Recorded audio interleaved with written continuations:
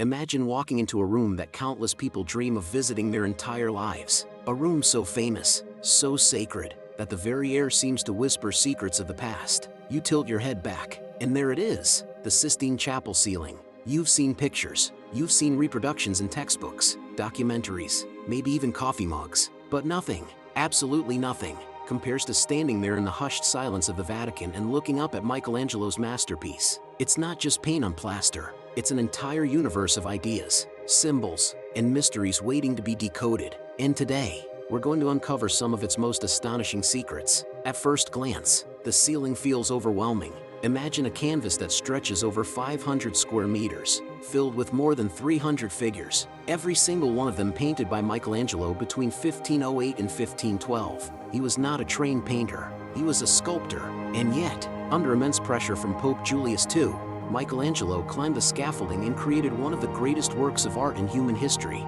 But what most visitors don't realize is that beneath the beauty, the ceiling hides layers upon layers of meaning, coded messages, and even subtle acts of defiance. This isn't just religious art, it's a puzzle, and Michelangelo left us the pieces.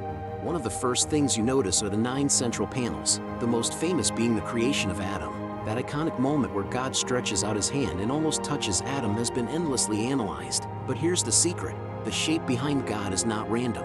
In 1990, a team of doctors pointed out that the outline looks strikingly similar to a human brain. Think about it, the folds, the stem, the overall silhouette. Was Michelangelo suggesting that God was bestowing not just life, but consciousness and intellect? Remember, Michelangelo had dissected corpses in his youth, studying anatomy in secret. He knew the human body in ways few artists of his time ever dared. If this interpretation is true, then creation of Adam is more than a scene of divine spark. It's a declaration that the gift of intelligence is itself sacred.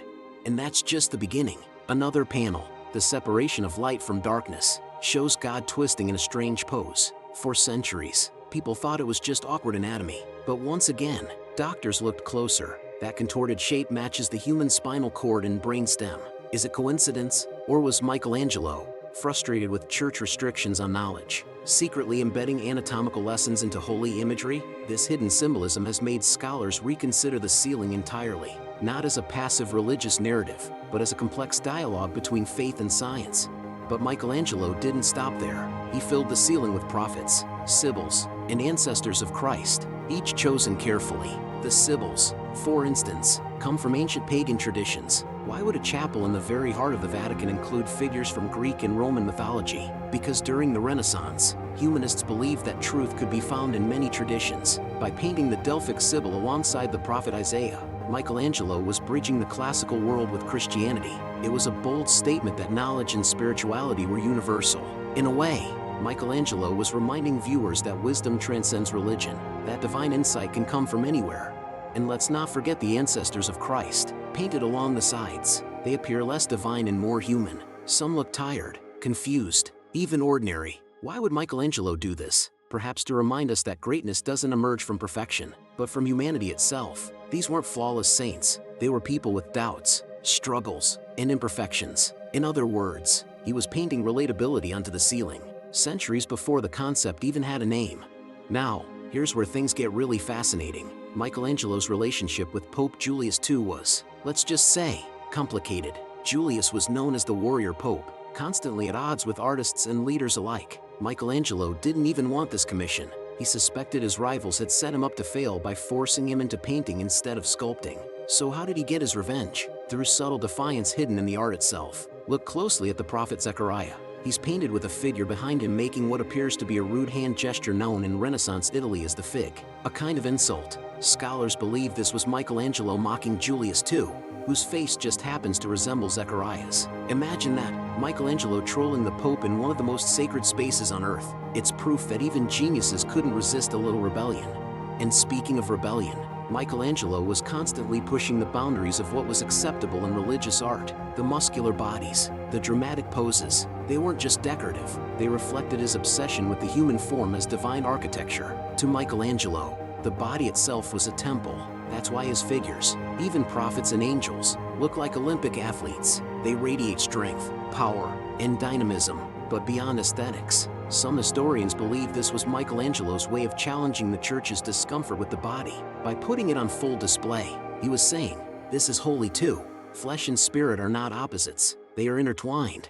There's also the sheer technical challenge of painting that ceiling. Imagine lying on your back for hours, day after day, mixing pigments, fighting gravity, and dealing with plaster that dried within minutes. People often believe Michelangelo painted the ceiling lying flat. In truth, he built his own scaffolding and painted standing up, craning his neck backward. The physical strain was so intense that he wrote satirical poems about his misery, describing paint dripping on his face and his beard pointing toward the sky. Yet somehow, out of that suffering came beauty that has endured for more than 500 years.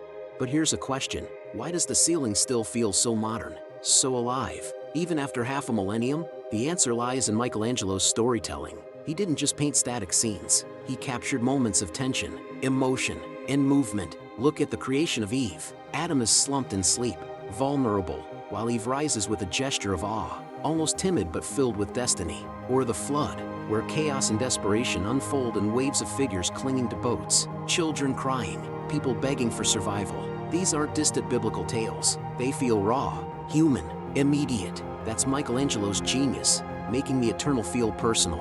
And then there's the scale of ambition. Think about it. Michelangelo was working at a time when the church controlled nearly every aspect of intellectual life. To insert hidden brains and spines, to sneak in insults at the Pope, to blend pagan sibyls with Christian prophets. This was dangerous. It was intellectual rebellion, disguised as obedience. The ceiling is a paradox, both the ultimate display of faith and a coded manifesto of humanism. That duality is why we're still talking about it centuries later.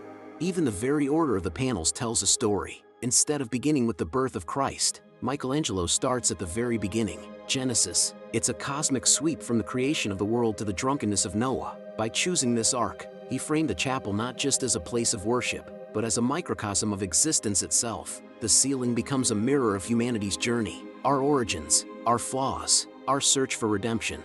But let's pause for a moment and imagine being Michelangelo himself. You're standing on the scaffolding, night after night, candlelight flickering, the Vatican halls echoing with silence. You're exhausted, your neck aches, your eyes burn, yet with each brushstroke, you're embedding secrets into plaster, perhaps smiling to yourself, wondering if anyone will notice. Did he think future generations would one day discover the anatomical codes? Or that scholars would debate the hidden meanings for centuries? Perhaps. Or perhaps he simply couldn't resist blending everything he knew, art, science, faith, rebellion, into one monumental work.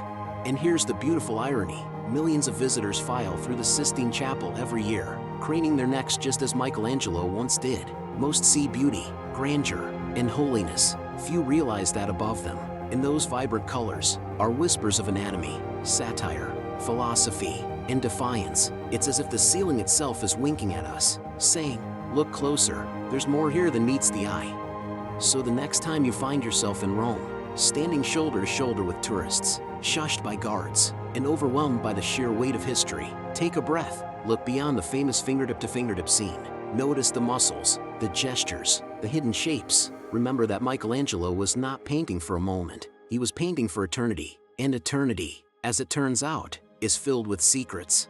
The Sistine Chapel ceiling is more than a masterpiece. It's a conversation across time, a coded letter from Michelangelo to us, a reminder that art is never just art. It's a vessel of meaning, courage, and curiosity. And maybe, just maybe, the greatest secret of all is that the ceiling doesn't just tell the story of God or humanity. It tells the story of Michelangelo himself, his brilliance, his struggles, his defiance, and his unshakable belief that truth deserves to be seen, no matter the cost.